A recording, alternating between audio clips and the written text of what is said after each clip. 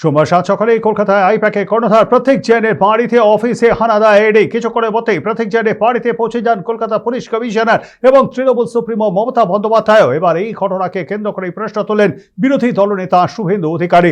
তার অভিযোগ, কেন্দ্রীয় তদন্তকারী সংস্থার কাজে মুখ্যমন্ত্রী এবং পুলিশ কমিশনার হস্তক্ষেপ করেছেন। পাশাপাশি দুজনের বিরুদ্ধে পদক্ষেপের দাবিও জানিয়েছেন বিরোধী দলনেতা। স্বাভাবিকভাবে মুখ্যমন্ত্রীর এই ধরনের কাজ সাংবিধানিক প্রতিষ্ঠানের সরাসরি কাজে হস্তক্ষেপ, এটা একজন মুখ্যমন্ত্রী শুধু রাজনৈতিক নেতা নেত্রী নন, প্রশাসনিক কর্তৃক নিন্দা জানাই। এবং ইডি নিশ্চয়ই তার ক্ষমতা বলে তারা তাদের মুখ্যমন্ত্রীর বিরুদ্ধেও ব্যবস্থা নেওয়া উচিত বলে আমার মনে হয়েছে। আইপ্যাক ভোটার লিস্ট থাকবে কেন? আইপ্যাক ভোটার লিস্ট আপনি তো ভোটার লিস্ট আছে বলছেন, থাকবে কেন? মুখ্যমন্ত্রী যাওয়া, সিপি যাওয়াটাকে মনে করি অনৈতিক, অসাংবিধানিক।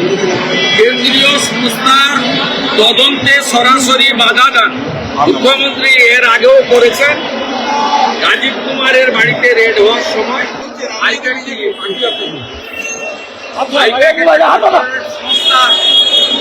তাদের বিরুদ্ধে অভিযোগ আছে, তদন্ত করবে, কাগজপত্র তাদের রিটার্ন ফাইল সবকিছু পরিষ্কার আছে।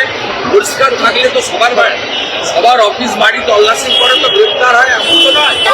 আমার বাড়িতে সিআইডি পাঠিয়েছিলেন, আমার প্রবীণ বাবা মাকে হত্যা করেছেন, সিআইডি পাঠিয়ে দিনবা।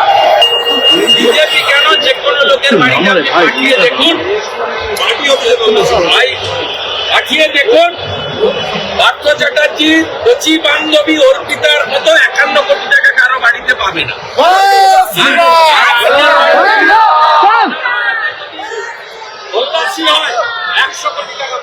প্রথমে বললেন ভোটার লিস্ট আইপ্যাকে থাকবে কেন? এখন বলছেন প্রার্থী তালিকা আইপ্যাকে থাকবে।